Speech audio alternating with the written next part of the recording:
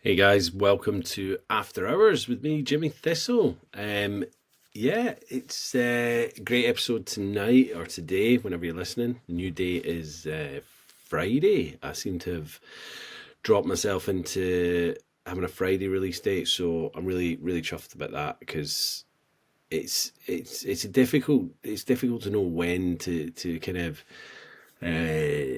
drop the episodes, and I think starting at the beginning of the week is really good. And then I noticed that I would drop off over the weekend. No one would really listen to them. But now it's building up, and it's such a kind of juggernaut, for want of a better word. So many people are listening to it over the weekend. So dropping it on a Friday is just great for the podcast. And I think a lot of people are getting it out so they can have it over the weekend. And then if they've not, caught up with it, Monday, boom. So I'm trying it, but it seems to be working so far. So really enjoying that. Today we've got Will Edwards. Will, he's an advocate and implementer of the cold water therapy. So much so that he feels like the building blocks of his day fall away if he doesn't take that morning plunge. Which is he's a really massively fastidious journaler, and he notices that if he doesn't do his morning dip, then he won't do that, and then this falls away, and so he he has all these charts with his journaling, and that kind of he's like, well, this all fell apart when I didn't do my cold water therapy in the morning. So yeah, so he really kind of worked it out, and that kind of forced him to go, well, I might as well do this every day, So going back, Will kind of gave up alcohol, really not because it was a problem, but because he had the foresight to see that this could become a problem. You'll find out why in the episode, but he never had any big rock bottoms or anything like that, but he thought, why do I want to run the gauntlet? If this could become a problem in my life, why risk it? And what actually is it serving me? So, he grew up, had a fairly normal childhood. Had to grow up quite quickly, I guess. As he said, he had to be the kind of man in the house. But again, all these things didn't really cause him to drink. He had a fairly normal habit with drinking, but there was that one time, which you'll find out, that he just kind of thought, and he questioned it, and he went, nah, do you know what? I've got a lovely young family, lovely wife, and I don't want to take the risk of this becoming an issue, and what actually is it serving in my life? So, he took the plunge, as it were, excuse the pun, and gave up alcohol. He was planning to do it for 100 days, and then just continued on. He's now sitting over 1,000 days, and I loved having Will on the podcast because, as he says, he felt like an imposter because he didn't have a problem. He hadn't hit rock bottom. He hadn't done this. He hadn't done that. So why should he be, kind of saying, well, I'm sober and I'm doing that? No, that's exactly what we need. We need people like Will to go to question it, to question why their habits are, what their use of alcohol is for.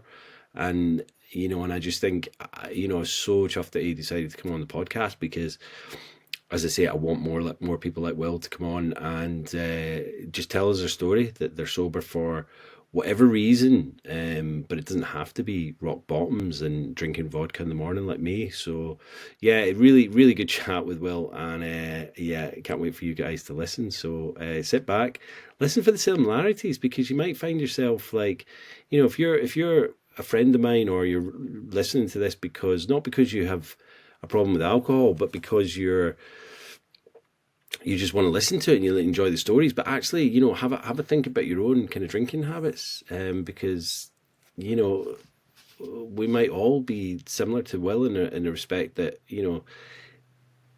why do you drink? Why not just knock it on the head? Because if you're getting a bit older, it's like hangovers are getting worse, and you've got other things to do with your life. You don't need to do alcohol. You don't need to drink. So, yeah, as I say, listen for the similarities and enjoy Will's story. Thanks, guys. See you at the end.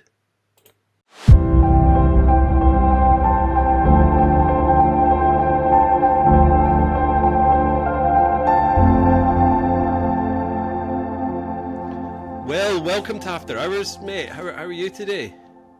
Oh, yeah, no, really good. Thank you. Thanks for having me.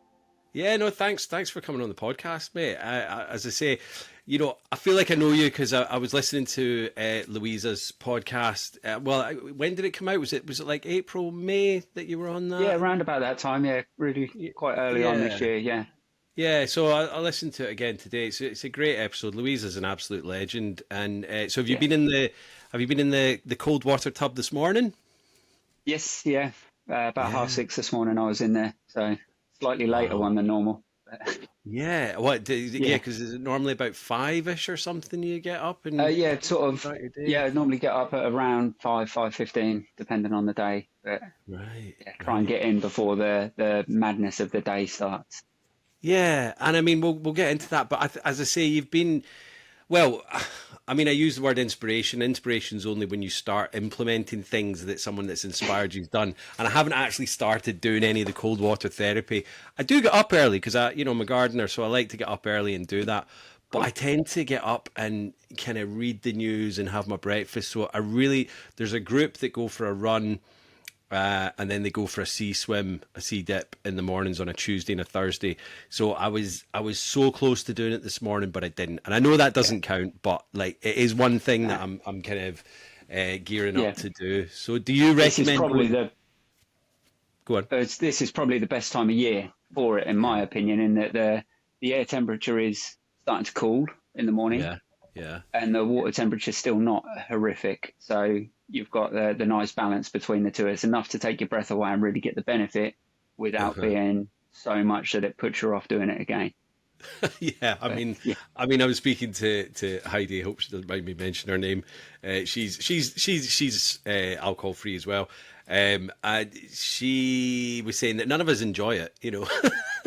She's like, nobody enjoys it actually doing it, but it's the benefits that you get afterwards. Do you know what I mean? So absolutely, yeah. Yeah. Well, thanks, Will. So let's just go back a little bit and like tell us about your childhood and when you had your first kind of alcohol experience, really. Yeah. So the childhood question's a strange one because if you'd have asked me pre-sobriety, it'd probably been a different answer to now. Okay. And it was sort of just a normal childhood, single parent. Dad left when I was about 6 months old, never had anything to do with him. Right. And it just seemed like a normal childhood. Grew up on a council estate, really things were tight, but never felt like I wanted for anything.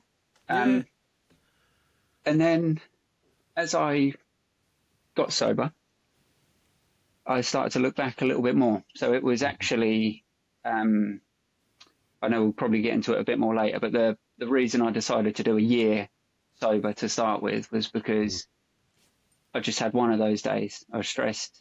Kids' bedtime hadn't gone well. Rubbish day and a rubbish job. And I thought, do you know what? I need a beer. And as I was reaching into the fridge, I just thought, that's probably not a good, healthy coping mechanism. Yeah. And then that just started to plant that seed. And then I looked back and actually... It's that word, isn't it? Need. Nobody needs a beer, do they? But it's obviously that you've kind of recognised that I need a beer. Oh, no. Yeah. And it's just that little glitch that pulled me up. And that started everything, to be honest. But I then looked back and I was sort of thinking about it. And actually, my first time I remember getting drunk, probably 12, 13, 14, that area, that whole time blurred into one, where we had the mate from a couple of years above at school that looked 18 that could go in and get the 50p bottles of cider from the co-op, and we'd go and just get drunk in a field after school on a random Tuesday.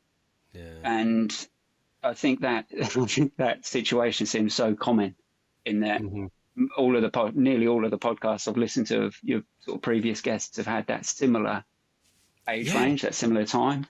And you're on Louisa's, I think your mate had said to you were 1,000 days from being 40. So what does that put you at? 38 now? 37 and a bit? 37 now, yeah. Yeah. So even so I'm 45. So there's a bit of a generational gap, but not too much. But I think now they seem to be really clamping down. Like no one would, I don't think anyone would dream of going in for an underage person. Like we used to get some guy to No. go in, like just wait outside the shop and go, oh mate, do you want to go in for us? Or I had a bit of stubble by the time I was 15, 16, so then I would go in. But there's no Yeah. way, unless the kids are, I don't know, getting on the black market or getting someone pretty nefarious to go and get them alcohol. It must be quite Yeah. difficult. I'm sure they do still get it, but I think it's a lot more difficult than, likes of when we were younger. Yeah, yeah. Yeah. Absolutely. I think so. And it's really interesting because I then look back at my teenage years and I was sort of forced into other situations due to relatives where I was actually forced to grow up quite a lot. I was didn't I remember sort of having childhood, but then the teenage years I was just forced to be an adult Yeah, at the age of 12, 13, looking after people, being that supporting that my brother and sister are 12, 13 years older than me. So they'd long since moved out. So then I was the man of the house. And then it was all of those things that went along with that. And it wasn't until sort of I read a book probably a couple of years ago now called The Truth by Neil Strauss. And Okay. he referred to something as like small t trauma is what he called. And it's that childhood trauma that's not the physical abuse that people think of when you hear that, but actually all of those other seeds that are planted, then you start to see that actually there's a hell of a lot more to it than just that side of things. Yeah. So Well, it's like 100 or 1,000 or a million little needles jabbing you. Do you know what I mean? It's not just one big yeah, spear, which is the big tease. It's like all these little needles like jabbing at you, and it has the same yeah, effect eventually. yeah.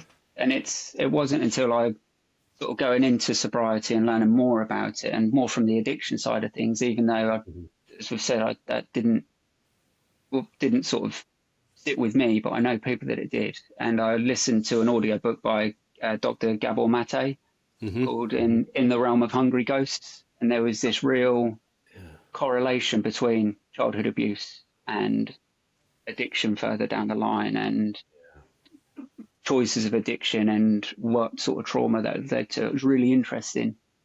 And that sort of made me do that sort of shadow work, they'd call it, and really delving into it. So it was, wouldn't have been at probably where I am or who I am now without it, but it's still, Yeah. yeah, And interesting.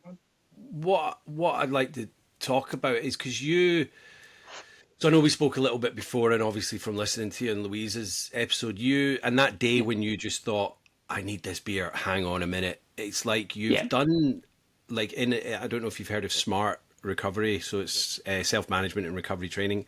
It's groups and meetings, and they do one-to-ones, but it's mostly a group kind of, for want of a better comparison, it's like an AA meeting, but it's not because it's not as militant. But they have all these different tools in the self-management and recovery training, and one of them is play the tape forward. Now, I'm not saying that they made that up, but it's a great tool. So it's like when you think you're going to have a relapse or a drink, and it's like consciously before you do that, think, where's that beer or bottle or vodka going to take you? Do you know what I mean? Where are you going to be tomorrow? Possibly hungover. And then in my case, I would drink on the hangover, and then, do you know what I mean? By Wednesday, I'd be right back to where I was.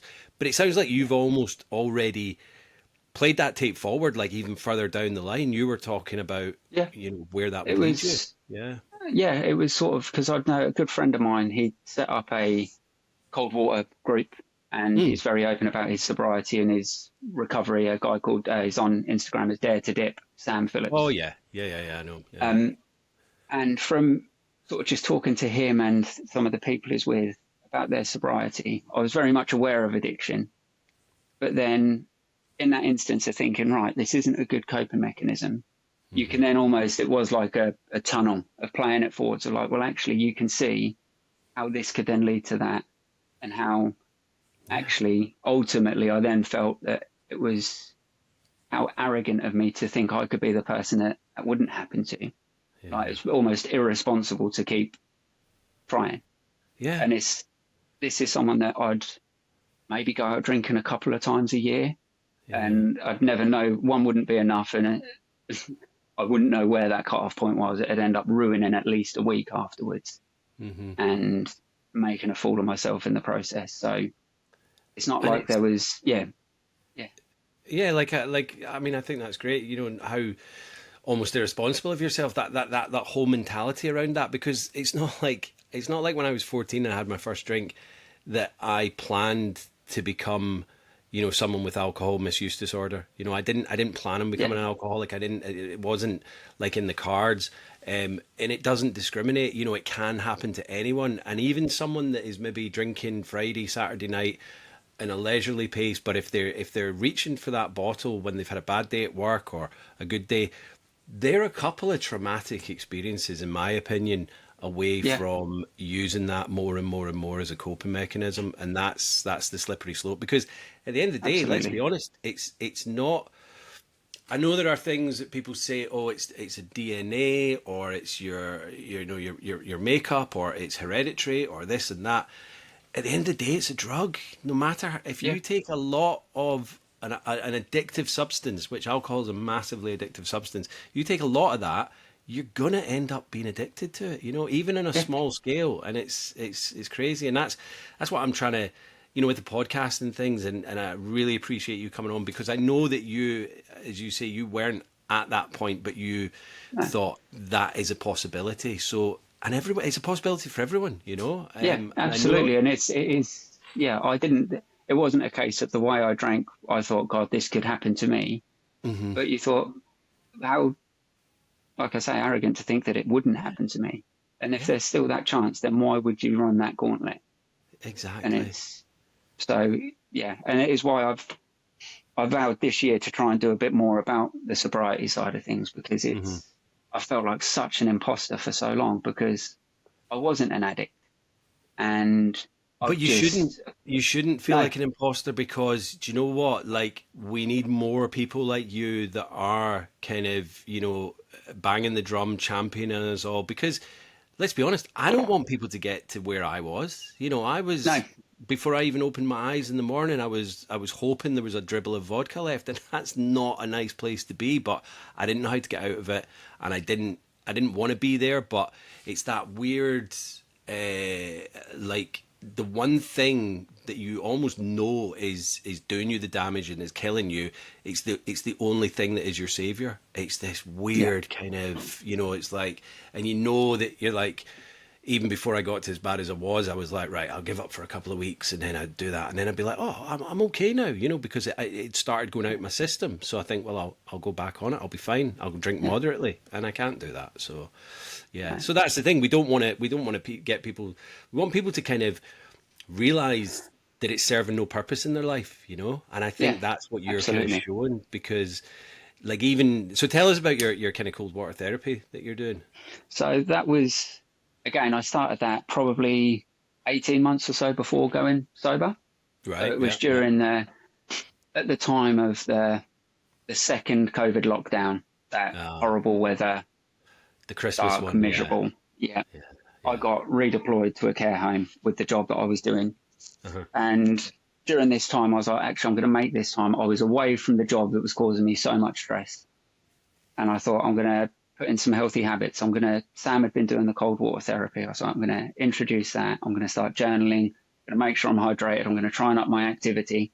Didn't Hmm. once consider drink because I drank so infrequently.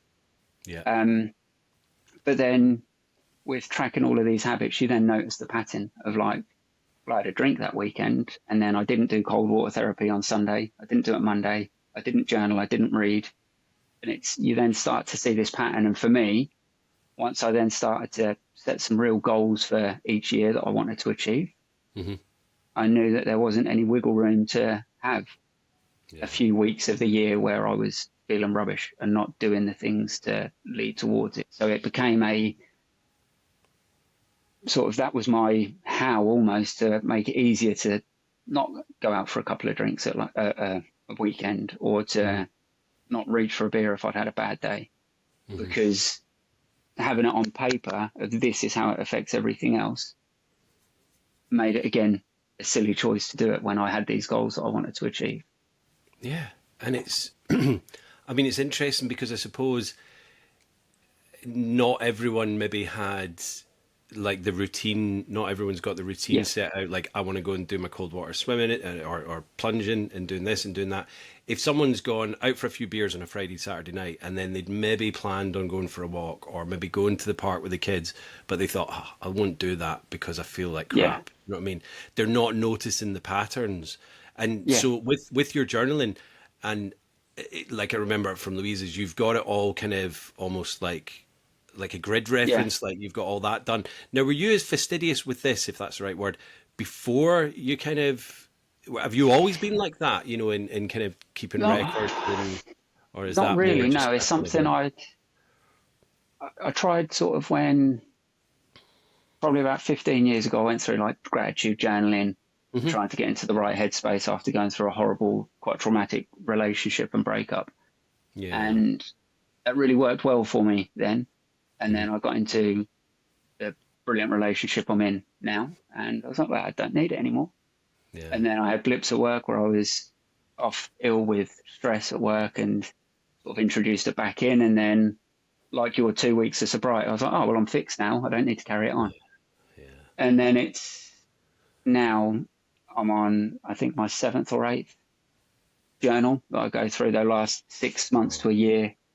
So I right, started it in that lockdown in March 2021. yeah. And then it's, yeah, still going now. And it was that Christmas Day 2021 was the last time I had a drink. Wow, wow. So how many days are you on now? Have you got, Oh, I sorry, I put think you on the spot there. no, that's fine. I should be about 1,360 something. Yeah, yeah, So nice, it's, nice. So that was 2020 to 2021. Yeah, so yeah, like four years now. Yeah, yeah, it'll be 4 years Christmas Day, which yeah, is, yeah. Well done, I'd, man. That's well, I set myself a goal to do it for a year. hmm So I said, right, I'm going to do a year without any booze. And stupidly, I know you, one of your podcasts I listened to the other week had said something similar, but my birthday's at the end of January. And the hmm number of times I thought I could do dry January, oh, but it's my birthday, as if the sky's going to fall down because I don't have a beer on my birthday. yeah, I, and then, I mean, that first year I did do like the alcohol-free beers and whatnot, but now hmm they're a rarity as well. It's, yeah. I'll only have them if I'm maybe out for dinner or something. Do you know what I mean? But that's yeah, quite irregular as well. I did have. We got married in August, and I had a couple of alcohol-free ones there. But actually, do you know what? I think I had one. It was a really hot day, and I think all the soft drinks had been kind of drank earlier. Do you know what I mean? I found one of these, and I was like, right. And I put it down somewhere, and I was like, and then it was gone, and I was like, oh. So I had another one. So I probably only had one, on my yeah, on my actual wedding. But again, it's like I used to. I didn't use them for the first year, and then. I did use them quite regularly, but now I'm just kind of like, and I'm in that yeah, vein where I'm like, I don't really want to give money to the alcohol firms because they're still coming from, yeah, the alcohol companies, and I'm really yeah, got a bit of a bee in my bonnet about them. But I think, absolutely. the whole, and I'm going to show you this. Yours are probably just simple little journals, but I got this one, Oh, and wow. it's a beautiful journal. Yeah, that's You know, there's, gorgeous. there's there's not much in it though. That's the thing. I need to get myself back into doing it, and like as I say, you are an inspiration because I'm wanting to kind of just sit down every evening and getting that. And I'm not making excuses, although I am. I've moved in with obviously my wife now and her three kids. We've got amazing Yeah, stepkids, and I'm just finding a balance of that because I've been, yeah, where it from when I fits. got from when I got sober up until Jen and I got together 2 years ago. So I had 3 years really of just being on my own in the cottage with my two cats. So it's don't get me wrong, I'm absolutely loving it. But it's it's getting to grips with the different lifestyle and having people around, which I love. But I need to start, and I need to stop making Yeah, excuses, but actually find time and just go right. Because what does it take you? Like maybe 20 minutes to do your journal? not even that, to be Not honest. even So that. it's Yeah. I've tried it loads of different ways in different formats over the years, but it's now simply I'll check off like the amount of what exercise I've done, what steps I've done, how much I've like hydrated, if I've done hmm cold plunge, cold shower, nothing at all. All of that is just like a tick box or a colouring in a square. Yeah, yeah. And then on the day, it is 3 gratitudes. Um, Hmm. a yeah, three Sorry. gratitudes. No, that's all right. And then a list of goals, things I want to do tomorrow, things I want to achieve tomorrow, and then a 3 word check-in. Right, and that Okay. sometimes takes the most time. It's just thinking of what 3 words are true for how I'm feeling on Yeah, that day. yeah. Sometimes I'll elaborate a bit more if there's a bit more that I need to get out. Hmm. But Hmm. for the most part, it is simple as that. And then Yeah. maybe once a month I'll do a check-in and like a progress report to see how I'm getting on with the goals and what I need to increase or keep Yeah. where I'm going. But No, I yeah, love it, and you know, because I'm trying to write a book at the moment, my memoirs of my previous kind of life and alcohol and that, more as a kind of self help type thing as well. yeah, But I wished I'd kind of been doing. I've done a bit of journaling over the past 5 years of being sober, but I wished I'd done more because I'm trying to think back and I'm like and the brain's a bit hazy and things like that. So that would have been really kind of helpful. And I will get it done eventually, but obviously that's yeah, something that I'm like really want to kind of focus on as well. So yeah. what would you say your kind of your drinking habits were like when you were still a drinker? I'd say sporadic is probably the best word Yeah, in yeah. that I wouldn't always have booze in the house. Right. Okay. And it's, yeah, very rare. It'd be sometimes like, oh, maybe should we get a bottle of wine with dinner? Or, and my wife's not a big drinker anyhow. Hmm.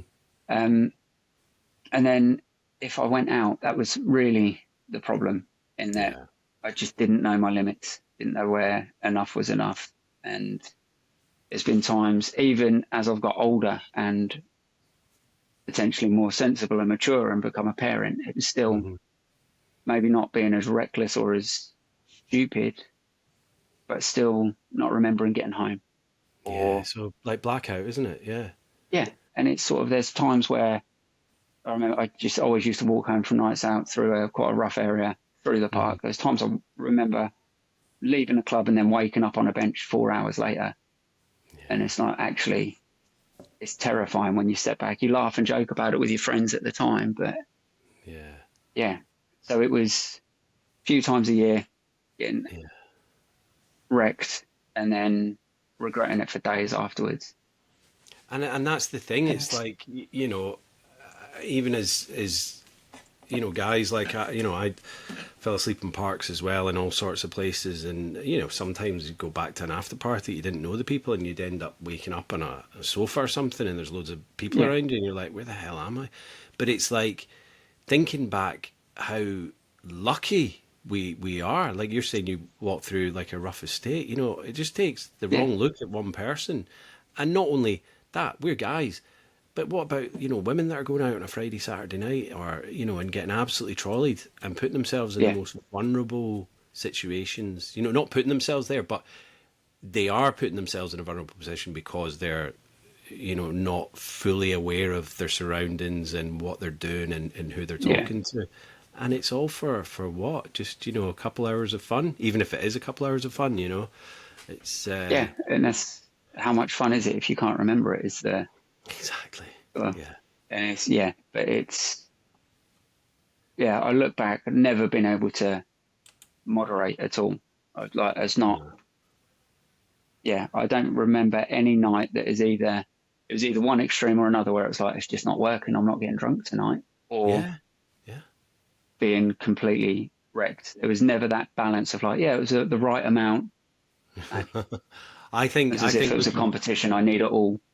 looking back over the years, and I think there was maybe 2 nights where I can remember I just had the right amount of alcohol, and I kept it on an even keel. So I must have had big gaps in between drinks or something. I don't know why, Yeah, and I had a great night, But yeah, that would never be the case because I don't know about you, but I was never one for being sick. Not on the night or the next day. Like yeah, I'd feel rough, but I was never.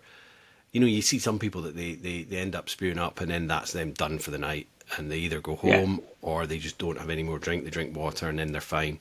But for me, it was like I was hollow. I would just drink and drink and yeah, drink and still probably not, fully capable of standing, but still did. Do you know what I mean? And I would always Yeah. make my way home, whether it be, like you're saying, fall asleep on a bench, but I always had this homing device, homing beacon in me that I always made it home. And it's so worrying to think back now, like, why Yeah. did I do that? But again, with me, it was, my drinking at the end was just solo on my own. I Yeah. needed it. It was almost like the medicine. And but what gets me is, like, if you were to go out for a meal tonight and have something off the menu that you'd never had before, and next day you were absolutely sick as a dog, you wouldn't have that food again, would you? But No. we seem to have this affinity with constantly making ourselves feel rough the next day. But it's like it's almost like we're weighing it up, the kind of, wow, we had such a good night that now I feel this rough. I've it's my Yeah. my severance for having such a good night. Yeah. It's like the price you've got to pay that to in order to have it. And I look back and actually I felt I'm quite an introverted, shy, quiet person. And it was like, well, I need the first couple of drinks just to make it so I can do that. And then I need a few more so I can go and talk to a girl. I need a few more so I could. And it was just actually looking back again, I used to go out with people that I didn't feel like I could fully be myself around.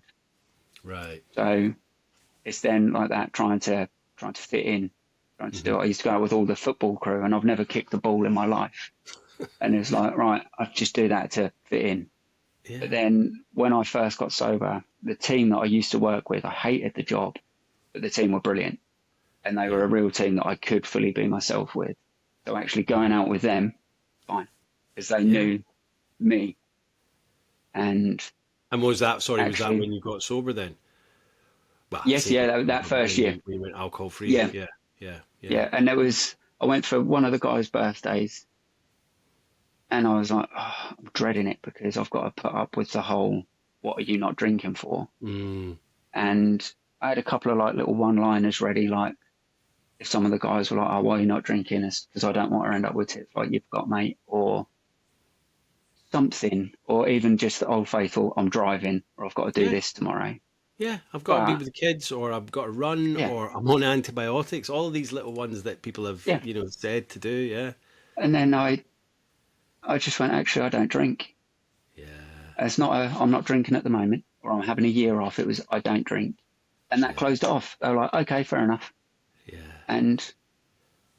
But not only does it close it off, it almost opens up a topic of conversation, because a lot of people that I've said that to, like, oh, I'm sober, I don't drink. They're like, yeah, I've been thinking of, kind of knocking on the head or this or that. And, I'm straight away then like, well, just fucking do it then. Do you know what I mean? Yeah, absolutely. Yeah, and it's, I had, think about it. We went to a wedding and I was talking to someone about it. I was like, well, I just don't drink. And naturally the first question is, oh, right, so what, did you have a problem? And like, no, I had a problem with the reason I would drink. Yeah. And it wasn't a problem. And it's really annoying that it's not a problem until it's a problem. Yeah. And then when it becomes a problem, everybody seems to move the goalposts a little bit. Well, yeah, I did lose my license, but it wasn't because I was drunk. It was because I was still over the limit, or it did affect my job, or it did affect this relationship, but it was them rather than me. Yeah. And you sort of protect.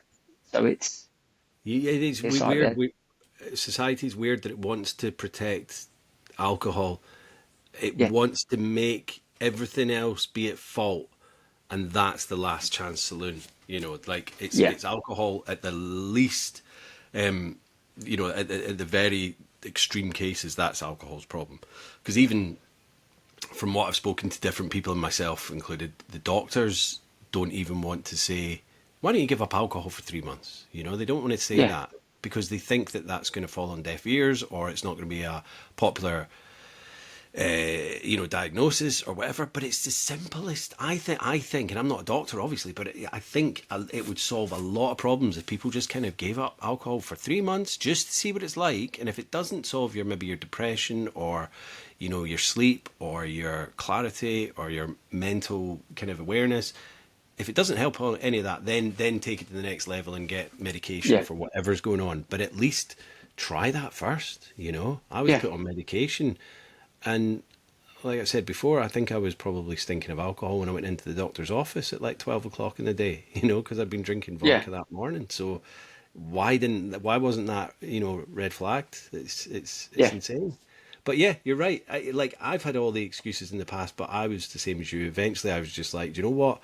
I'm sober. I did have a problem with it. And I'm not embarrassed about that anymore, but I was like, and the more and more people that kind of just go, oh, good for you now. And it is, people are starting to change their attitudes. It's very, don't have to say, but like, was that person someone you knew that said that to you at the wedding? Because it's quite a direct thing to say. Oh, so did you have a problem with it? Like, jeez. I think it was like a mutual friend or someone that knew. So, of course, they had half a skinful at that point, so it didn't matter what they said. Yeah. But it is that I think it's that natural assumption, isn't it, that you don't go sober unless you're an alcoholic. Yeah. Like the two they're mutually exclusive, and it's almost like baffling. Yeah, it's society's kind of ideology about it, and it's like. Yeah, I hear it, and we're coming up to it again in January, dry January, and I'll see it all over Facebook, and it'll be people like going, day 14 or whatever, and then you don't see any more posts from them after that, and it's like, like if it is such a hard thing to give up for 1 month, it shouldn't be an issue. Like my wife, she doesn't really drink at all. She'll have the odd, it's like, I think there's a bottle of wine in the fridge that's had the top off of it and a glass taken out of it. Been in there probably about a month, like that would never have lasted in my fridge. I would have just been like in there. No, because that's going to go off anyway, so we might as well.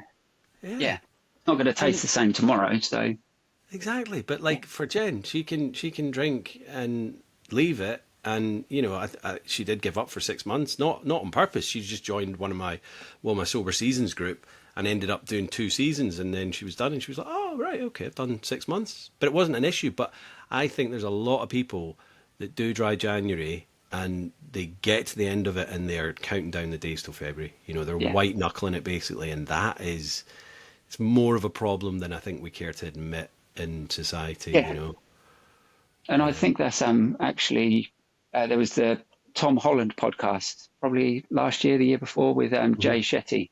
And he was talking about his journey with dry January. Yeah. And he was white knuckling it. And then he was like, actually, I'm going to do 3 months. And then he moved it on. And then he was like, actually, no, it's not a problem now. He wasn't consuming it by the end of it. But it was when you get to, if you can't go without it for a month, surely why is that not raising some sort of alarm for someone? And I think that's what the whole Tom Holland thing was. It did raise that alarm. And he was like, why? Absolutely. Why am I in this situation? Like, I'm doing obviously a lot of training and stuff for like Spider-Man or whatever, and he's at the peak of his fitness, but then he's like thinking I shouldn't be a problem to do dry January, but it was. So he was like, and I think he's just completely knocked it all in the head now. He does. Yeah, he's got his own stuff. He's got his own brewery or something. Yeah. Well, yes. Yeah. Which kudos to him.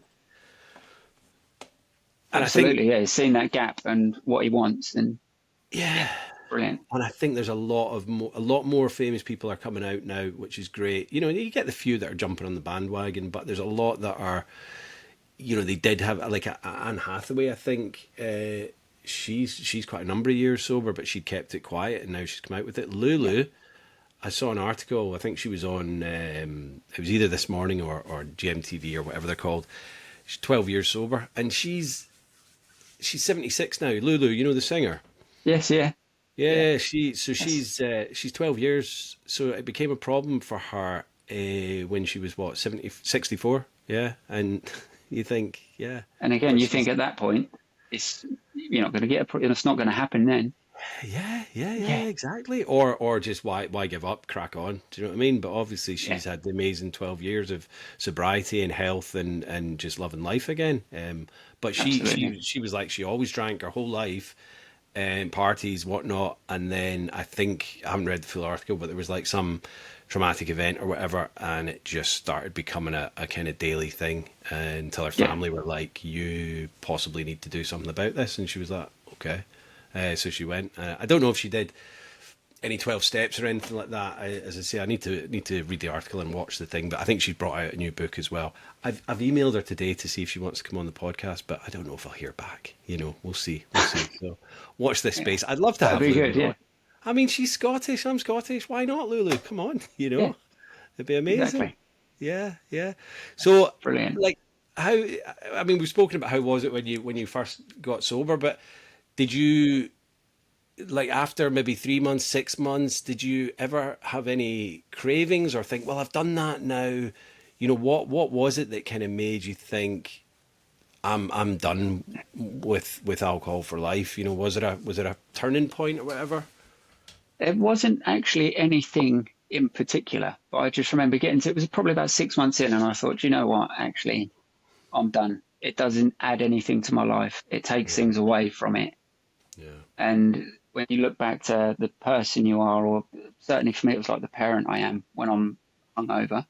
Mm, It's not, that's not the parent I want to be. From someone like I say, didn't have a dad, I want to make sure I'm the best possible one I can be. yeah, And why would I ruin that? And why would I want that to be a regular occurrence? And then it's the normality that then goes on and they see it and they think, oh, that's just what you do. yeah. So it's, yeah, Well, I just want to, yeah, there's a thing where someone was saying, I was on a different podcast, I think, and they were saying how they're, or maybe they were a teacher. I can't remember where the story came from, but it was basically from a child's point of view that they'd gone into school on the Monday and they were all having to explain what they did at the weekend to the teacher.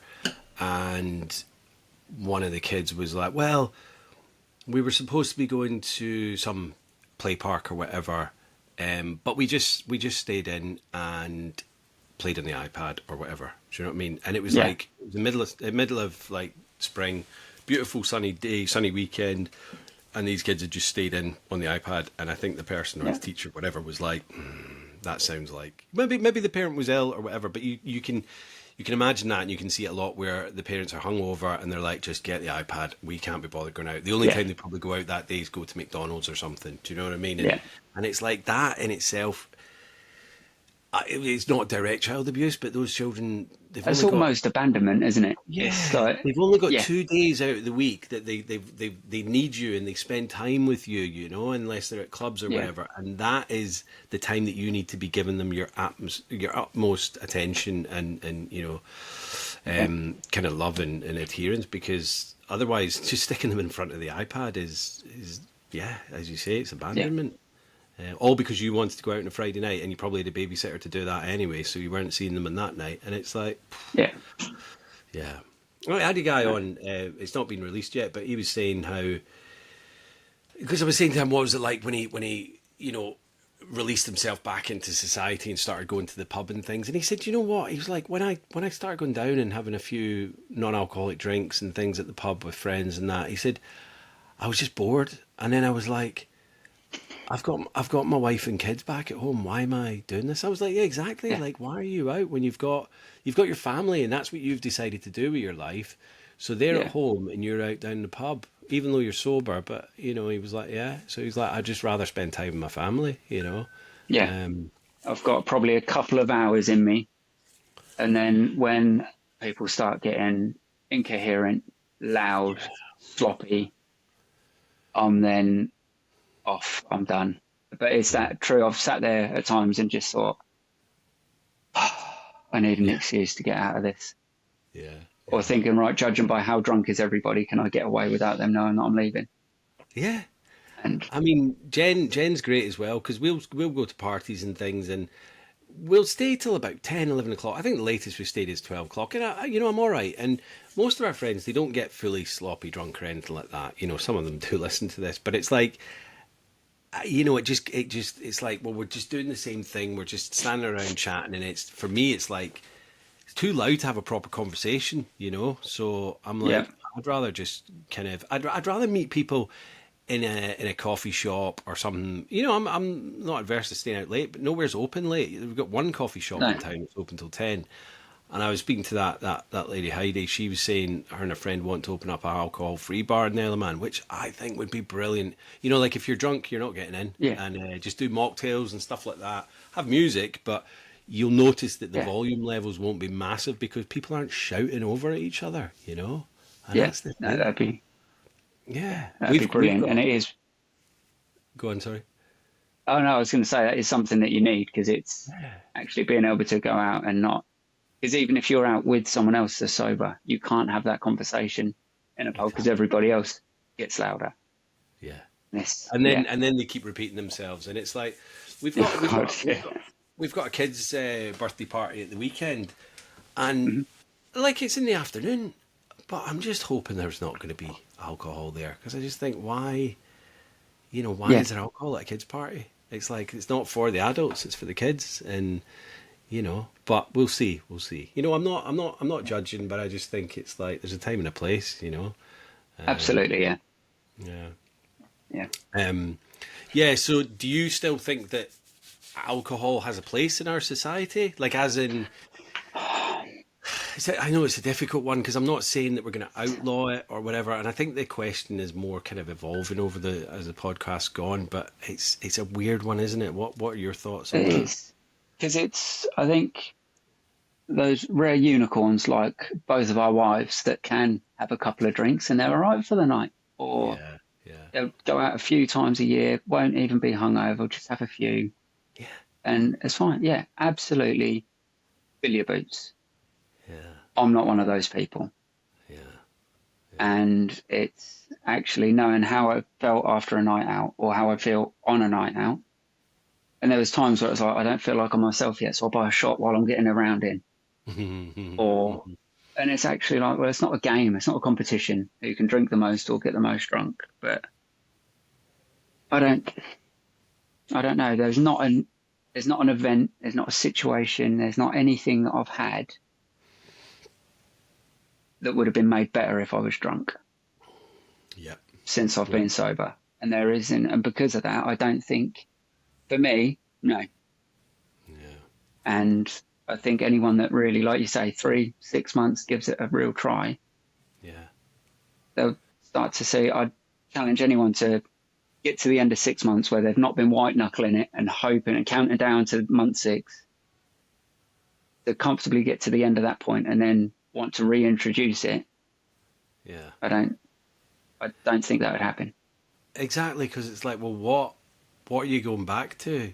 And I Yeah, think like that whole thing about being shy and maybe have anxiety when we're younger, so we go, that Dutch courage, going out and having a yeah, drink and being able to talk to people, and you think you're funnier, and yeah, it works, but then people will say to people that don't drink, oh, you're boring, and it's like, well, actually, and especially for me, like at the beginning when I started going to social events without a drink, it was like I was relearning how to be social because I had to do it without a drink, so I had to kind of white knuckle it yeah, with the anxiety.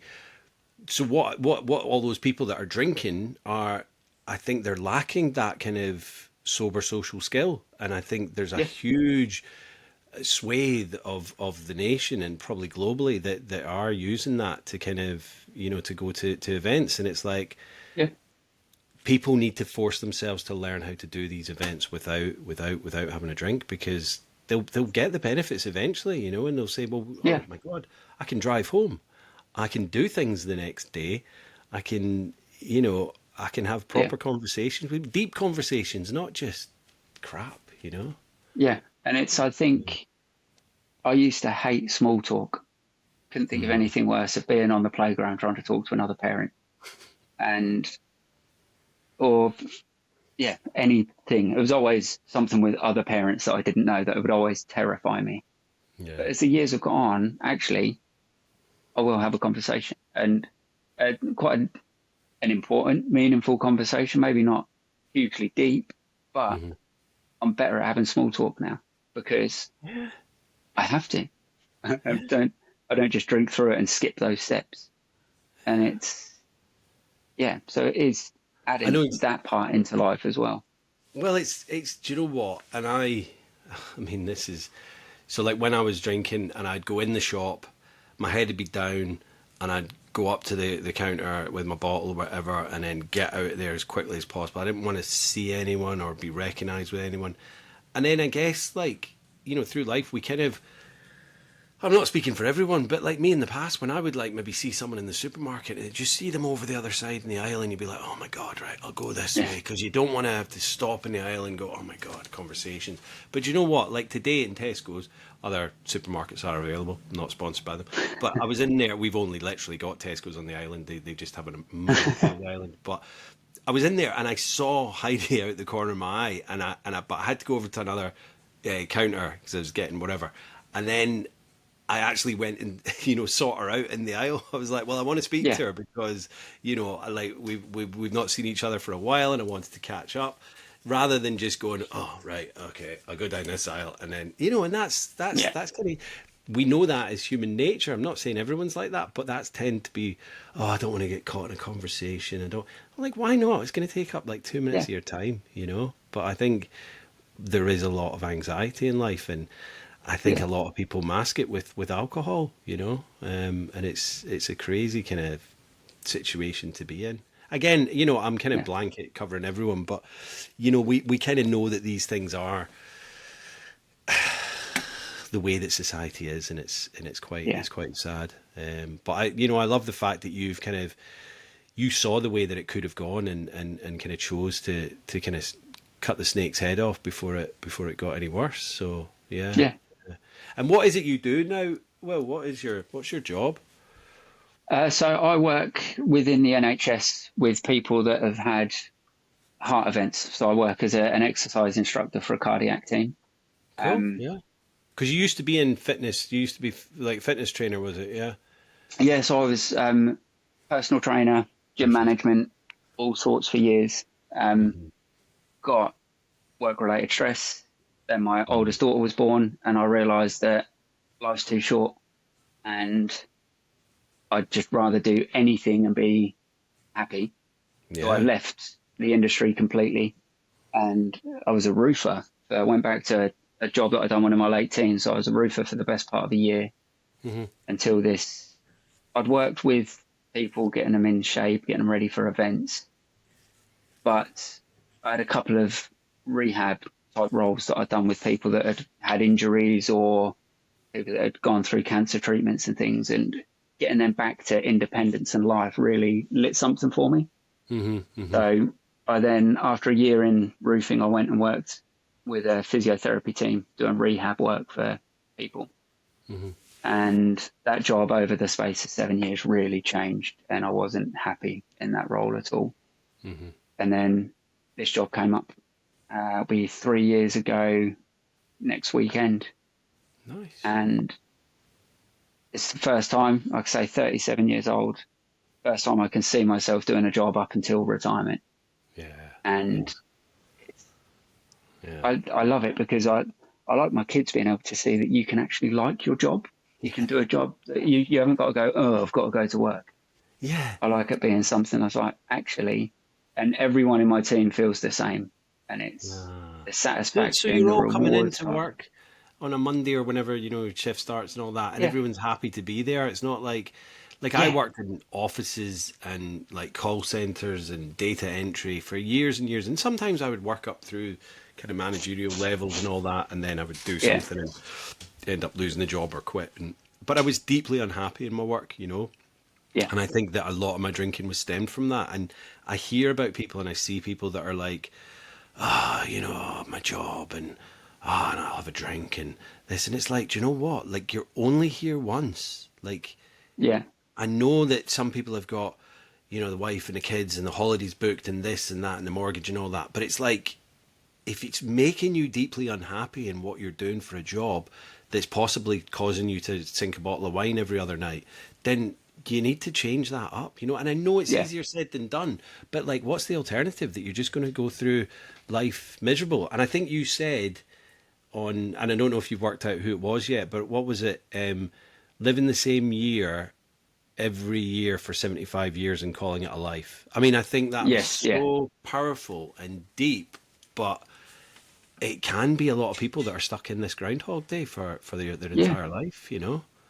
And I think it's sometimes, like you say, it's the financial commitments to it, or you're in a job that pays really well. Yeah, yeah, And it's actually, like you say, there's more important metrics to life. Like it is, you want something that if it's affecting you. My last job, there was times where I'd have to sit in the car on the driveway for at least 5 minutes before I even came in the house, just to try and be me when I came in.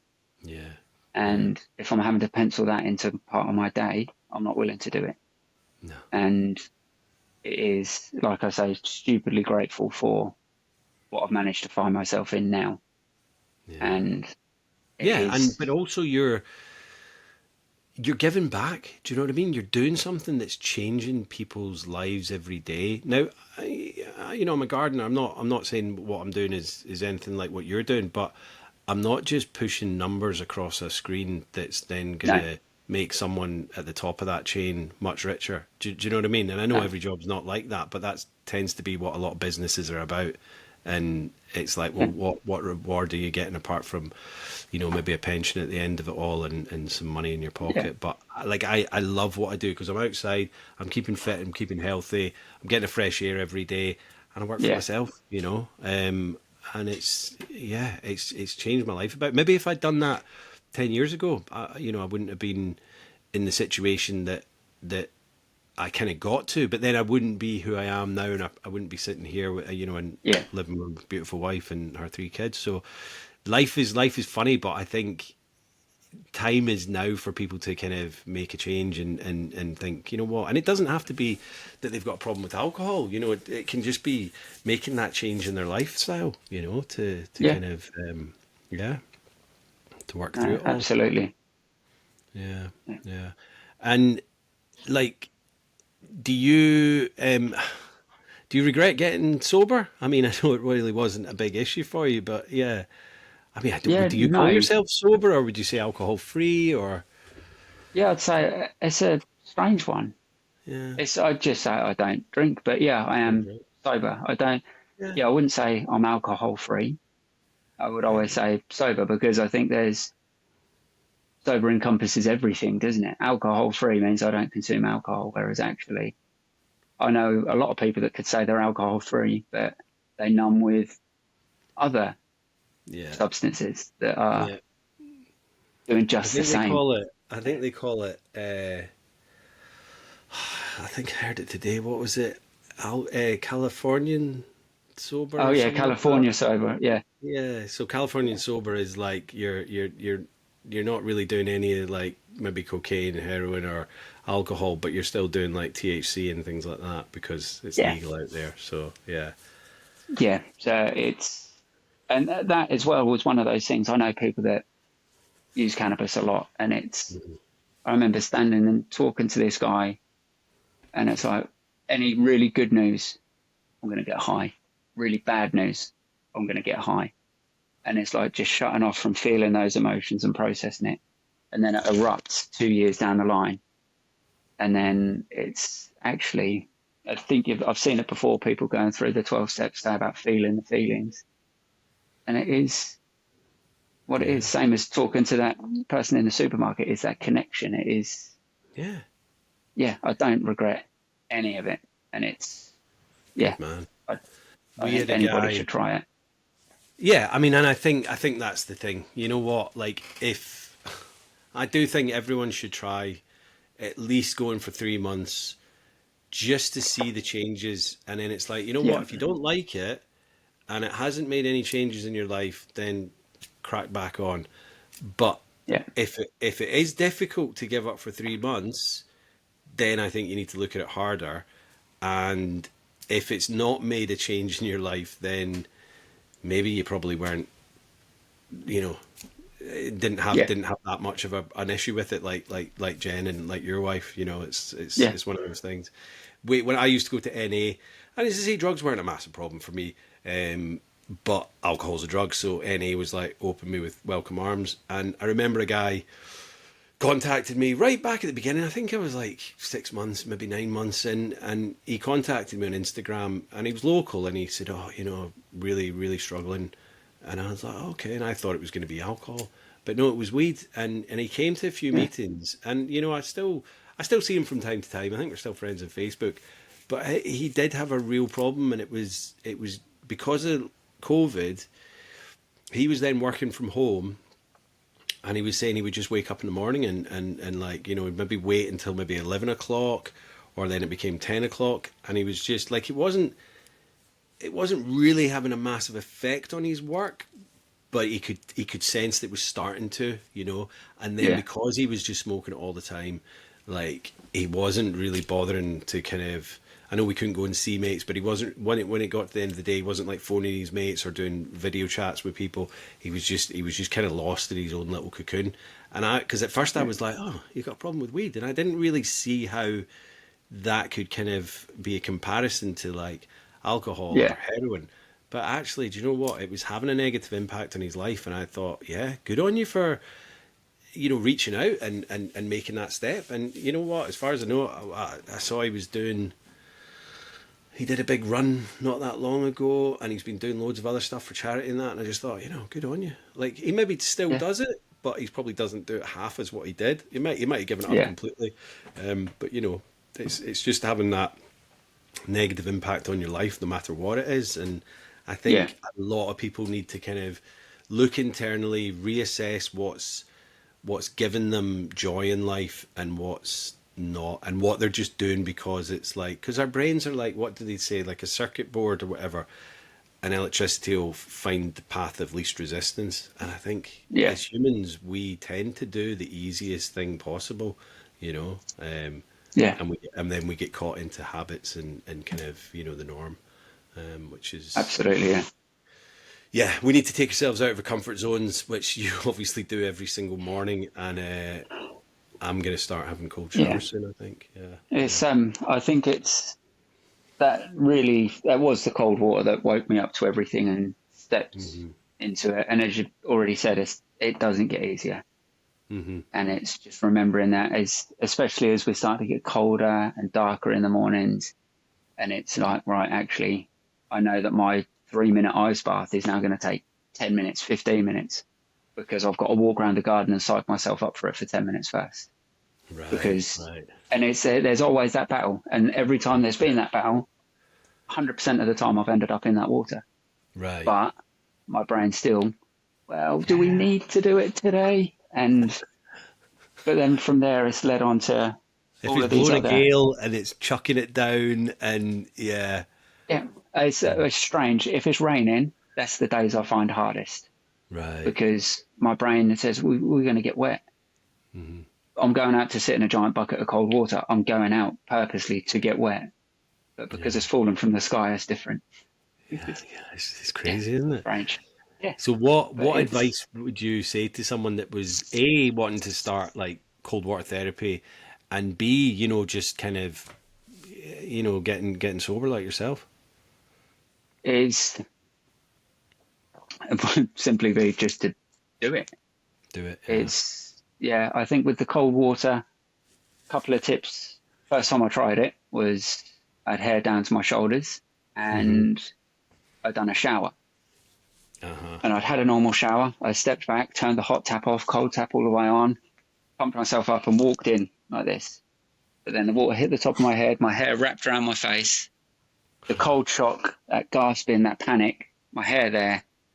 I didn't try it again for 2 months after that. I managed about 4 seconds, and that ruined it. But then going in backwards, reversing in, getting used to it, and even starting with a little bit of warm and getting it so it's cold enough to take your breath away.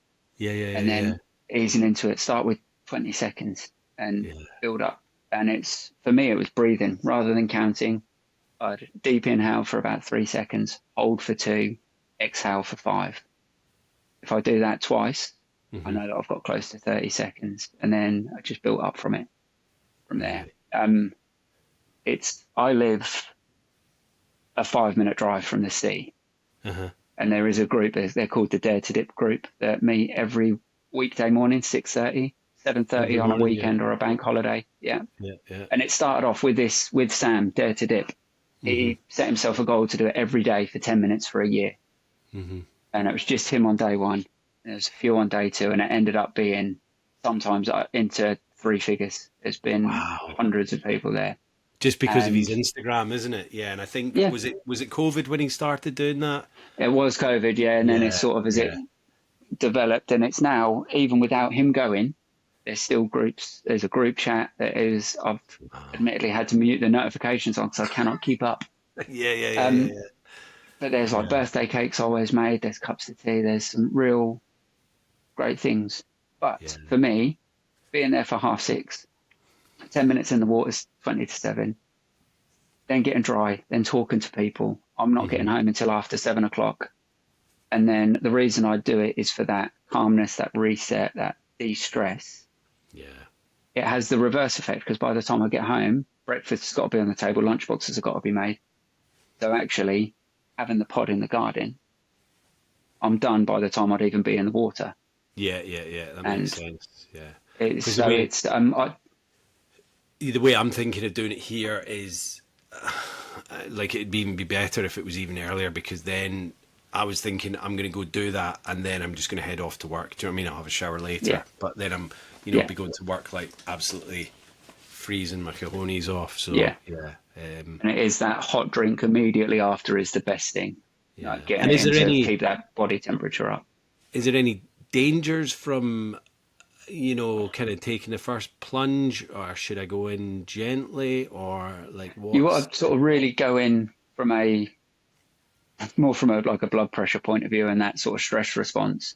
Going Hmm. in gradually, going into the sea is good for that because it is a gradual thing. Yeah, yeah, yeah, We've all got that deep breath when the twins first get in the water. It's yeah, that horrible bit. yeah, And I think from what I understand, the difference between men and ladies is just the twins hit at different stages. well, Ours are a little bit lower. it's funny. I mean, we've like, it's been a beautiful summer, and we're obviously on an Yeah, island, so we're constantly in the water over the summer. But don't get me wrong, that North Sea is still North Sea. The Irish Sea is still absolutely freezing, even on the most yeah, beautiful day. So yeah, it's still that kind of, when you go in yeah. during the day, it's crazy. And that's why I think this time of year is good because even though, say, the water temperature's 18, 19 degrees, maybe a bit more in the summer, Hmm. Hmm. where the air temperature's in the 20s and it's a really hot, dry day, it feels like such a big contrast. Whereas now, if the water's 16, 17 degrees, but the air temperature's 15, it Hmm. doesn't feel as much of a contrast. Yeah, And yeah, it's yeah, October, first, second week of October, there's usually a big steep drop. Um, yeah. the pod will go from being like 13 degrees naturally down to 9. Uh-huh. And that caught me out the first year because I thought it was going to be like a really half a degree down here and there. And then out of nowhere, it's a It just plummet. dropped. Yeah. And I'm looking forward to it this year because Yeah. Were you I ready can't for it? wait. You know what's going to happen. Yeah. Yeah. And it's And I just know that it's coming extra. first, second week. Yeah. I Yeah. know So that it's if that it gets extra below bite. 4 degrees, oh, Yeah. yeah, Yeah. 4 degrees is my sweet spot. If I go under 4 degrees, I can't put my head under because it gives me brain freeze. Um, but Okay. yeah, and it makes no sense to anyone that listens unless they try it. But Yeah. But it this is the is, thing. Like do you know what I mean? Like I want to try these things because I'm like, I keep speaking to people and I'm hearing things and I'm watching things and I'm like, this sounds like something that's gonna, yeah, like, since getting sober, I'm always trying to kind of just develop myself and find out, because like, I want to be healthy. I want to live a long time. My new wife and the yeah, kids and that, and like these last 5 years of my 40s have been the healthiest I've ever lived. Do you know what I mean? And yeah, it's like we are decaf free in the house. Don't get me wrong. If I go to Starbucks, I'll maybe have a caffeinated coffee there, but like for the majority yeah, of it, it's all decaf in the house. We try and cut out sugar. Jen's vegan, which makes me mostly vegan as well. So, we've had a yeah, lot of birthdays in the house the last couple of months, and all the cake is vegan, which, Jen's a master at the Yeah, cake making, and you wouldn't be able to tell. In fact, they probably taste better than, yeah, normal cakes. Our wedding cake was vegan, and it was beautiful. brilliant. Yeah, Jen made it. So yeah. So what Excellent. advice would you give to someone maybe that didn't have, like the night and day, like my problem with alcohol, that they Yeah, didn't have to give it up, but they're thinking, you know what, why am I doing this? What advice would you yeah. give to them? I think for me it'd be there's two. One is really the why, like not why would you stop, but why do you drink? And then Right. really sort of on a granular level break that down. It's not well. So for me it would be well I drink to go out and have a good time. Hmm. And then it was well, but why do I need to do that? Well, I need that to feel better, to feel more comfortable, to then actually realise that I just need to get comfortable in my own skin. Yeah. So it's nothing to do with the booze. I just need to work on that. So no, looking at why are you drinking? So like say that in a crap day, Hmm. it's looking at other ways you can, when you know why you're doing it, it's easier to then find ways to remedy that or other options. Hmm. Um, and also maybe just like a pause and against. What does it add to your life? What does it take away? Yeah. And yeah, it's. I think it was James Corden saw it, described it as buying time from tomorrow, Yeah. I've and seen that. it's Yeah. yeah, it's that same sort of like, well, is anything really worth that? Hmm. Because we've all got a finite amount of tomorrows. That Exactly. We're why would not we want taking to a waste loan them? out. It's not like we're going, oh No, well, I'll borrow that weekend and pay it back. No, it's gone. It's done. It's in the past. yeah, You're not getting that back, and that's wasted hours and minutes and days and weeks and months and years in my case. yeah, Yeah, no, well put, man. I think that's great, and I think it is. It's just a bit of questioning, like, why are you doing this to yourselves? Because A, it's a poison. B, I think I mentioned on every podcast episode, 7 types of cancers. Do you know what I mean? yeah, Like why are people still doing it? Like, I was a smoker, and I knew the dangers, but I still did it because it was addiction. But I thought I'll give it up way before that touch wood causes me any trouble. yeah, And I have done. I gave up smoking, but yeah. nobody seems to know the full dangers of alcohol, and I think that needs to No, be out there more. You know, absolutely. It's really swept under the rug so much with like I absolutely. say, the now you look at the cigarette counter behind the kiosk and it's Can't normal see it. seeing just that one just board or everything then being the same color with the pictures Yeah. of teeth and lungs on. But actually, yeah, why is there not all of these warnings elsewhere? It's money, They've isn't it? done It's where the they did it. They did it in Canada. They did it in a province of Canada, and I think they're called provinces there. And the big alcohol in their area or lobbied against it and got them to remove the word drinking causes cancer. So that was taken off. The labels were working. It basically was yeah, trialed over, I think, a period of about 9 months, and they noticed that alcohol consumption in that area had gone down. The alcohol companies, as I said, lobbied to get this causes cancer taken off. It was taken off, but then, well, they didn't have any reason to keep it off because it does cause cancer. So that was then put back on, and I think they're yeah, wanting to roll it out, across Canada as well. I think Ireland have started doing it, and possibly Germany. I don't know if I need to do more yeah, research on that, but it's like I also read this week that big alcohol companies rely on the heavy and problematic drinkers.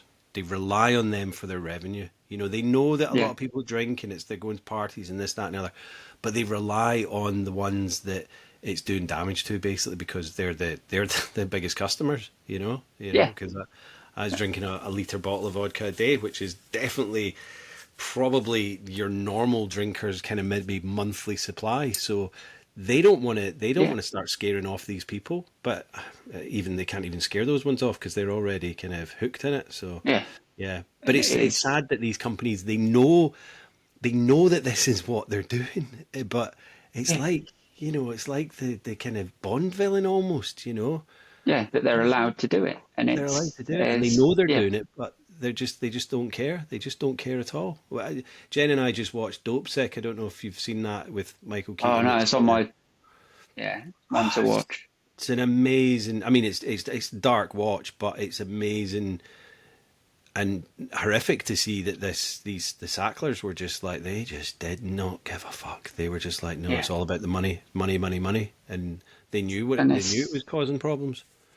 yeah, and you'd think that should in itself be enough for people to go, do you know what? No, fuck you. I'm not gonna have it anymore.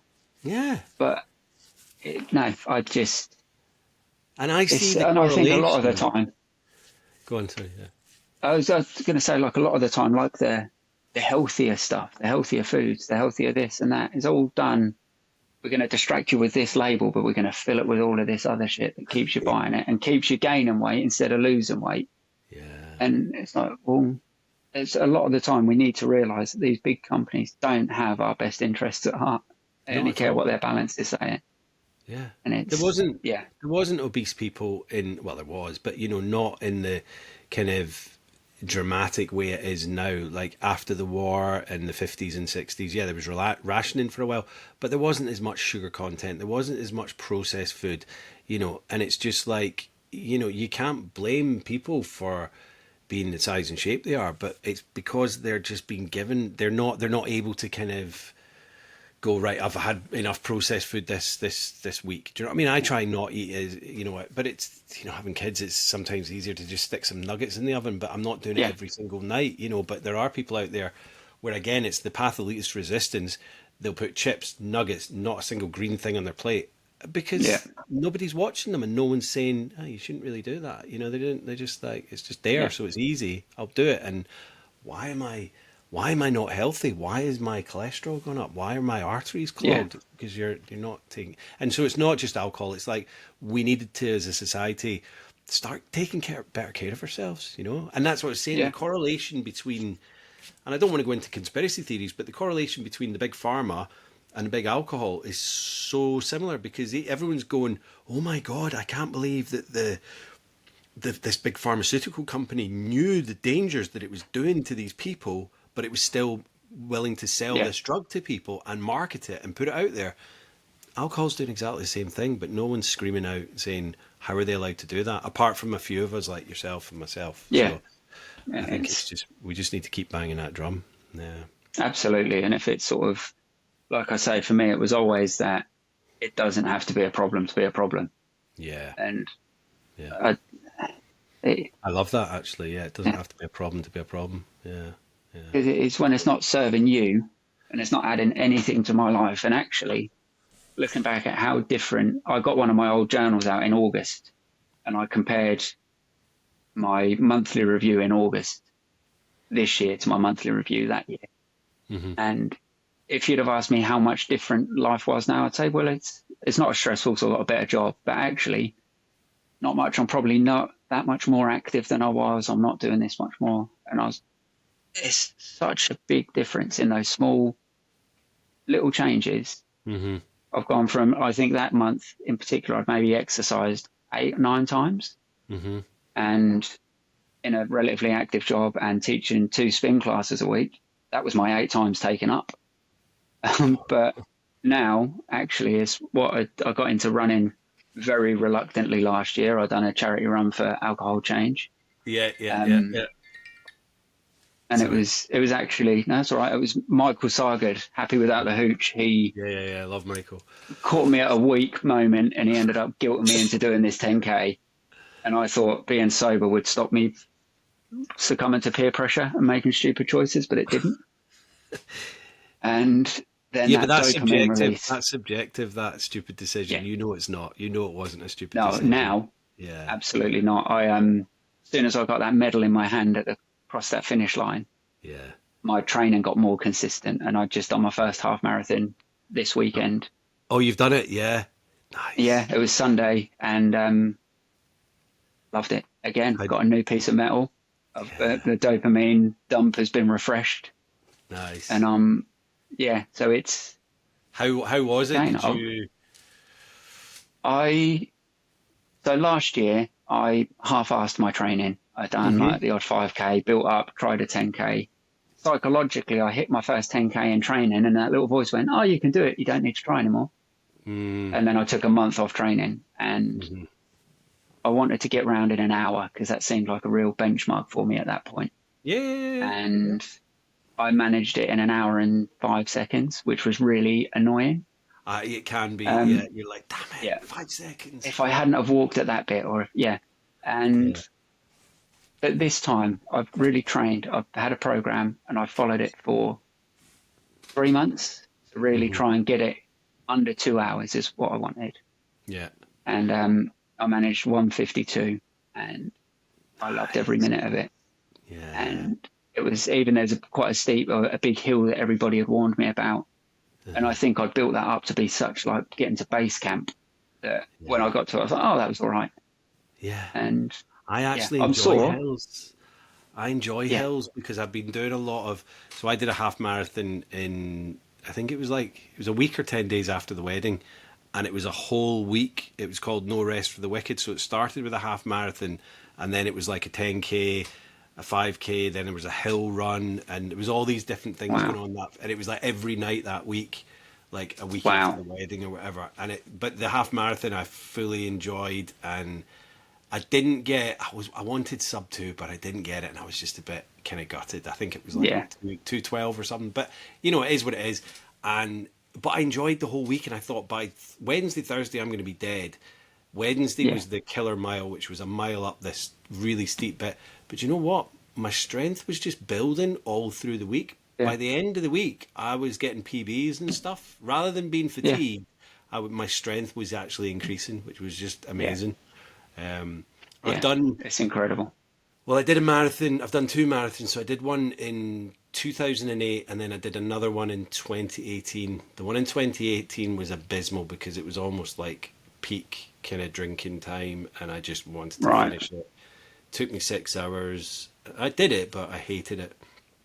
I don't think I'd ever do one again. But then Motivate, who I work for over here, the addiction charity, they're hopefully going to be sponsors of the London one in 2027. So I've applied to London maybe 9 times in the ballot and never got in. Yeah. And Motivate, I should automatically get a place. Obviously, I'll have to do it for charity for them and raise X amount. Yeah. But that's hopefully going to be an option. So for the video, for the people that are not watching on video, there's a cat, Poppy, climbing over my shoulder. So apologies, Will. It's all right. You're just being an absolute pain. You know what I mean? You just want to get involved, don't you? So that's an option. So I will do the London Marathon, but it just takes up so much time training for a marathon. Like half marathon's a long enough time, especially when you've got kids and a wife and you want to spend time with them. You know, to go out on a Saturday and run like hours and hours and hours. It's crazy. Yeah, it's I think that's the biggest change in me since going sober, since starting running. Actually, is 5 a.m. wake ups are quite comfortable in that. I used to dread them, but now actually 9 times out of 10 I don't even need an alarm. I'll wake up at that point.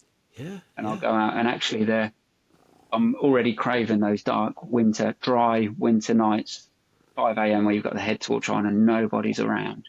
No one's about. Everyone else is locked in their houses. They're watching crap on TV, and you're out just, you know, patrolling the streets, making sure everyone's safe, but enjoying your quiet time as well. Yeah. Do you put a podcast on or whatever when you're running, or? I used to have a podcast or an audiobook because the music I normally like to listen to if I'm exercising is quite loud, quite shouty, quite fast, and I'd keep up with that, and I'd lose a lung by the time I got half a kilometre down the road. But when I went to audiobooks or podcasts, I'd go at my own pace. And now that I've got consistent with running and I've done it regularly and I've got a settled in way of doing it, I've now got a set playlist that's about 20 odd hours long that I'll just put on shuffle and I'll just go. And you can just pick it up from where you last. So back in, I think it was about 2018. I don't know if it's still about, but there was an app called Zombie Run, and basically it used GPS like locator to know where you were, so it knew what street you were running down, and it would play these sounds and things like say for instance you're running down this street and there's an alley coming up, and it would play this sound as if there was like a zombie coming up the alleyway towards you, and there was like Yeah. voices chasing you and like, and all that. And honestly, I'd never run as fast in my life because I just wanted to get No. home. And it's like, it was, when I started doing it, it was winter time, so it was dark, headlamp on, all of that stuff.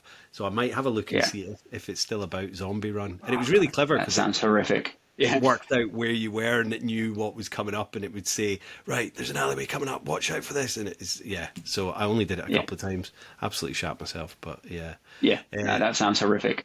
I Yeah, can feel my yeah. heart rate going up just in the description of Just it. thinking about it, exactly, yeah. Will, have you got any recommendations for, well, or all three, a book, podcast, or a film, with to do with recovery and sobriety?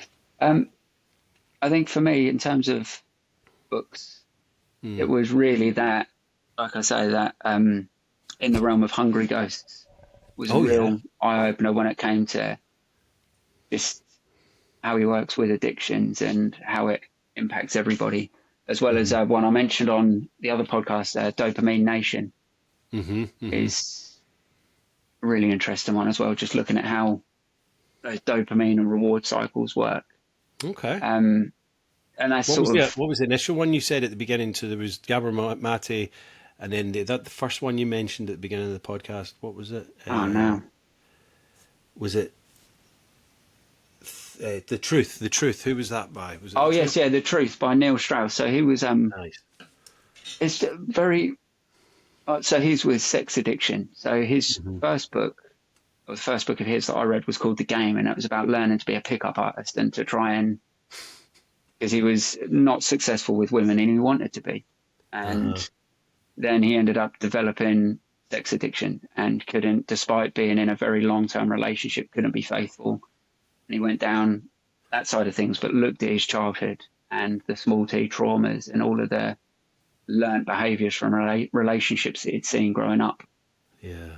and how that then presented in his adult life. So that was really an interesting one, but very different at the same time. Yeah. Yeah. Yeah. Okay. In terms He of sounds a bit like, I don't know if podcasts, have you ever seen the film Magnolia with, it's got many different people in it, but Tom Cruise is in it as a kind of guru for single, unlucky, in love men, and he's got like kind of long, greasy hair, and he goes up and does these kind of talks on how to base it, and it's Right. completely off the wall. He's a massive chauvinist, sexist and all that. And I mean, Tom Cruise just plays it to an absolute T, but it just reminded me that was what that guy kind of used to be when he's self-help type things, Yeah. and then went too far the other way. Yeah. Yeah, absolutely. And it is, no, I've not seen that. I might try and give that a watch. It's a really good film. It's loads of different Yeah. little stories. Philip Seymour Hoffman, Julianne Wow. Moore, and they all these stories link up. William H. Macy. Yeah, it's a brilliant little film. Yeah. No, it's, in terms of podcasts, I think, truthfully, it's yours I listen to, Louise's I'll listen to. Thank you. And then I listened to a few like Sober Dave and whatnot Yeah. initially. But then again, it was sort of all of that, like I said, that imposter syndrome of like, this isn't me. It's not for me. But Yeah, like that's I said, what it you're hasn't getting got to past. get to that point. You're getting Yeah. past that now, I think. Yeah, and Louisa's is great.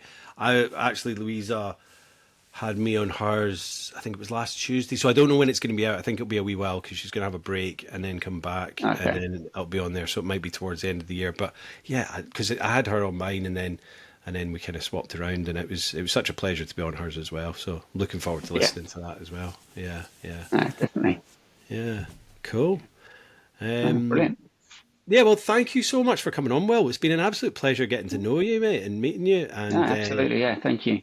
as I say, I know it's a bit different from the usual guests, but I think the more and more people that we get that are almost like nipping it in the bud, if that's the correct term, before I'm not saying, and I know that it might never have became a problem, but you had that foresight to think, why take the risk? Why Absolutely. Yeah. take that risk? It's And I have admittedly had people like reach out, like people that I went to school with or people that I know from other things, that are like, actually just me being open about not drinking and why has planted that seed for them and has started to make them maybe not go sober, but a bit more aware of when and why they're drinking. Yeah. So, yeah. And I think people, I look at the stats and I think from about 35 and upwards is, 35 to about 45, 50 is my kind of main kind of focus of listeners. Because I think the young people are not that, they're probably not drinking as much, but I think it's when you get to this age, I think people are like, oh, there's not much fun in alcohol anymore, If it hasn't become a problem, they're like, why am I still going out and doing this? Yeah. I'm waking up, the hangovers are getting worse and worse. I want to start taking care of myself a bit more. So I think there's a lot more people like yourself that are like just choosing to kind of knock it on the head because Yeah. they're kind of like, yeah, it's not serving any purpose. So yeah, I think the more Exactly people it. like yourself. Yeah. Cool. Well, thanks very much for coming on, mate. It's been an absolute pleasure. No, And thanks for having me. yeah. Cheers, man. You enjoy the rest of your evening, and I'll watch this space, mate. As soon as I get in the cold plunge, I'll be doing a reel and posting it. So Well, yeah. yeah, Louisa told me she was going to start it as well, but I'm yet to see anything from her side of things. Well, if I can get in there before Louisa, then yes, I'm winning. Yeah. Yeah. All right, you take it easy, Brilliant. Will. Cheers, mate. You Thanks, too, man. Jimmy. Take care. Bye bye. Thank you, Will. Yeah, I mean, just an amazing guy and his foresight into getting himself better, improving his life and, just becoming a more healthy, mentally clarityed, someone with mental clarity and just, living his best life. His whole journaling and keeping track and keeping records of good days, bad days, when he goes in the plunge pool, which he tries to do every day. All of these things just adding up to a better life. I think we can all take a kind of leaf out of Will's book and just live a better life. So thank you, Will, for coming on. Just keep doing what you're doing, mate. And, I will be doing some cold water swimming at some point soon, I'm sure. I haven't done it yet. As some of you are watching might notice the continuity between the intro and the outro of this episode. I did the outro. I did the intro ages ago, just not long after we'd recorded the episode. And now, as you'll have seen in Jen's episode last week, that I'm trying to do them kind of before the episodes come out. We are going to Morocco, which I've mentioned again, but so that means that I am actually going to have to record a few intros and outros in quick succession. I'm doing Will's today, and then I'm doing another one tomorrow, so that should mean that while I'm away, in case there's any internet issues that we can't get online, then there'll still be episodes coming out. I might not be able to do the reels and the kind of the little marketing kind of reels that go out through the week to I don't like calling it marketing, but just to let people know that the episode's out and give them a little snippet of each episode. So those hopefully will what I might try and do is like kind of schedule them all before I go, so that I don't have to get online and I can just watch them kind of ping themselves out. So that's the plan. Other than that, Sober Seasons is still going. I think we're on like day 21 at the moment of Sober Autumn. So you know what, people can still sign up. Find the link to the Facebook group in my link tree on Instagram. It's Sober Seasons on Facebook. There's no sign up fee or anything like that. It's a private group. It's just about support, and it doesn't matter if you haven't started getting sober at the 21st of September, start Sober Autumn, but just sign up because it's an amazing little group, amazing little support. That the whole fact that it's 3 months and we start at the equinox or the solstice is just to get people in at that initial thing. But as I say, people don't leave after 3 months. There's people that have been in there for nearly 2 years now. We've had some great long-term sobriety really coming up in the past couple of weeks, couple of months. We've had people getting a year. We've had people getting 400 days. You know, some people are on 100 days. So they like that person that's on 100 days signed up on just for the start of Sober Autumn, but you know, they were already deep into sobriety. So, you know, it doesn't matter where you're at in sobriety, just get involved, and it will make all the difference. I know it will, because, you know, we are a great little group of support. So yeah, as I say, I'm put all of Will's details in the show notes. You can find him on Instagram at Will Edwards Wellness. I've put the books that he mentioned on there as well, and a link to Louisa's podcast, which I should be on in about a month or two, I think. Yeah. So yeah, as I say, I've done a few podcasts recently where I've been the guest, and I will send links out to those when they come out as well. But yeah, just hit the subscribe button, follow me on Spotify, Apple, YouTube, Audible, Amazon, and then all the others. There's loads, but those are the main ones. Excuse me. As I say, video. If you're watching video, you'd have enjoyed seeing Poppy. She's a great little cat who just loves to get involved. She's climbing on my back. Hopefully it didn't put Will off. But if you're just listening on audio, you're missing out on all these things. So if you want to watch on video, watch it on Spotify and on YouTube, or either or. So yeah. Until next week, guys. Right now, I will be in sunny Morocco. So yeah, this is coming out for before I went there. So this is coming out on while I'm there. Sorry. So yeah, I'll be enjoying myself, I'm sure, and I will see you guys next week, and that will be the day that I think I come back, when Kim's episode drops. I'm thinking, yeah, so that'll be Kim's episode, and then we've got another 2 or 3, I think, and then that should be us up to 50. So I think 50 now finishes in the middle of November. I'd worked it out wrongly. I thought it was going to be beginning of December, be the middle of November. Now I may just leave it at 50 because I like the kind of the pattern of that. 25 episodes first season, 25 the second season, and then I'm just going to work my ass off recording for season 3. But don't forget that special coming out on New Year's Day. So yeah, till next week, guys. Stay safe, stay sober, and stay supportive. Love you all. Peace.